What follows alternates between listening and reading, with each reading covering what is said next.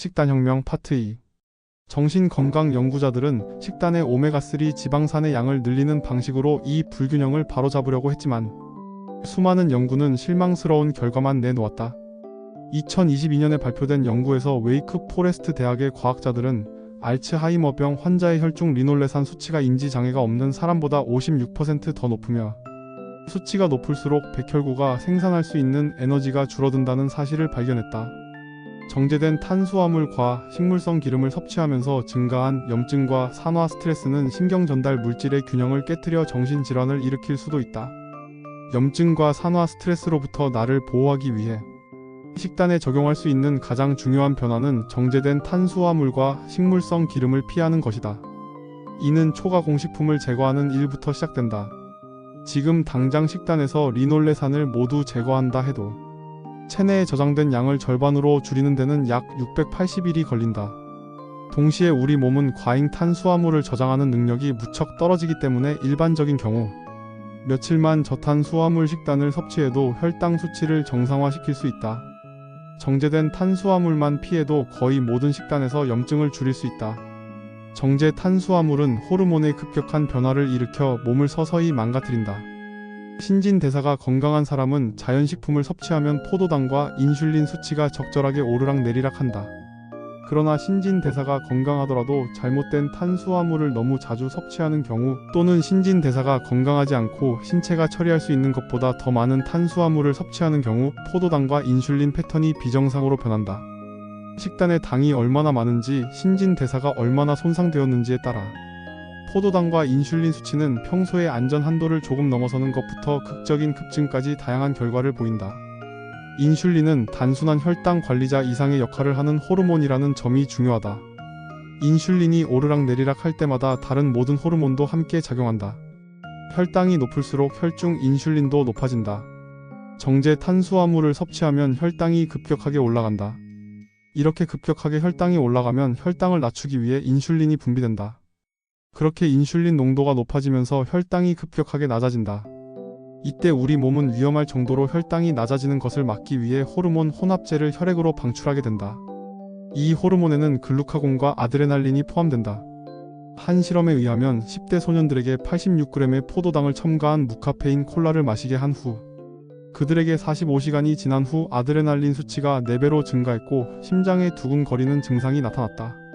잘못된 탄수화물을 너무 자주 섭취하면 인슐린이 급증해 배고픔, 과식, 기분 저하의 악순환이 시작된다.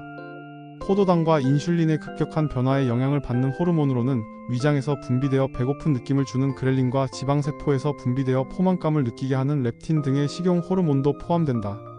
그러나 다행히 우리는 인슐린 수치를 통제할 수 있다. 그럼 혈당의 관리 수치는 어떻게 잡아야 할까? 먼저 공복 혈당은 70에서 99 사이로 관리해야 한다. 식후 2시간 혈당은 125 미만이면 좋고 140 미만까지는 괜찮은 수치이다.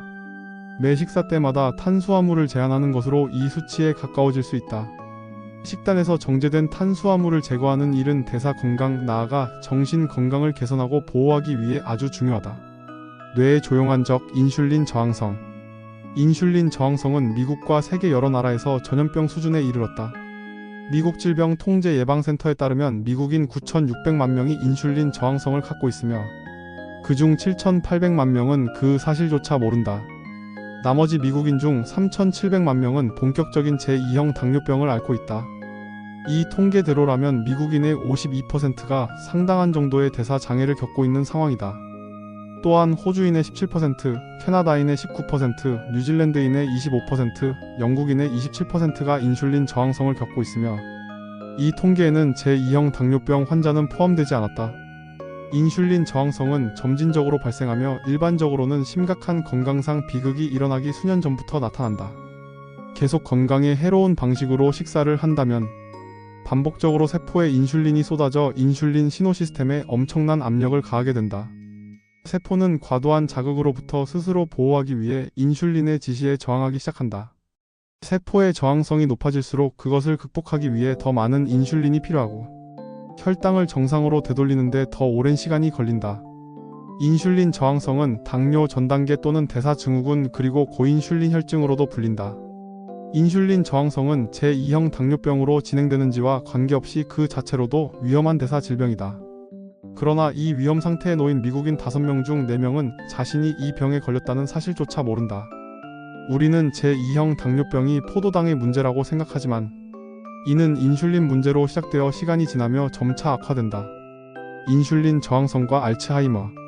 알츠하이머병은 오늘날 너무 흔해져서 우리는 이를 정상적인 노화 과정의 일부로 생각하곤 한다.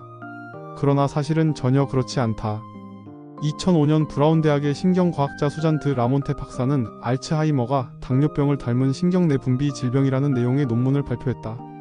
그 이후로 알츠하이머를 제3형 당뇨로 부르기도 한다. 알츠하이머병 환자의 무려 81%가 인슐린 저항 또는 제2형 당뇨병을 앓고 있다. 당뇨와 알츠하이머 모두 인슐린 저항성에 의해 유발된다. 혈중 인슐린 수치가 지속적으로 높은 사람의 경우 혈액 뇌장벽을 통과해 인슐린을 호송하는 역할을 해야 할 수용체가 점점 더 인슐린에 대한 저항성을 갖게 된다. 따라서 혈중 인슐린이 높을수록 뇌 인슐린은 낮아진다. 뇌 인슐린이 낮다는 것은 심각한 문제다. 이 상황을 대뇌 포도당 대사 저하증, 즉 뇌의 느린 포도당 처리 상황이라고 한다. PET 스캔 연구에 따르면 인슐린 저항성이 높을수록 뇌세포가 사용할 수 있는 포도당이 줄어드는 것으로 나타났다. 그렇다면 인슐린 저항성을 개선하면 정신적인 문제가 줄어들까? 다라우지 대학의 대사 정신과 의사인 신시아 칼건은 정신과 약물을 사용해도 증상이 완화되지 않는 양극 성장의 환자에게 당뇨약 메트포르민을 처방하는 실험을 했다. 실험의 결과 실험에 참가한 환자의 우울증 증상이 사라졌다. 인슐린 저항성을 해결하는 것으로 정신적인 문제가 해결될 수 있음을 증명했다. 그리고 인슐린 저항성을 줄이는 가장 효과적인 방법 중 하나는 케토제닉 식단이다.